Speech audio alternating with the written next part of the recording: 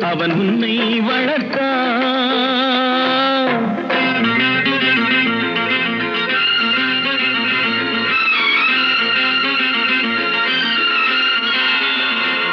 அம்மம்மா தம்பி என்று நம்பி அவன் உன்னை வளர்த்தான். தாய் என்றும் தந்தை என்றும் தன்னை நினைத்தான்.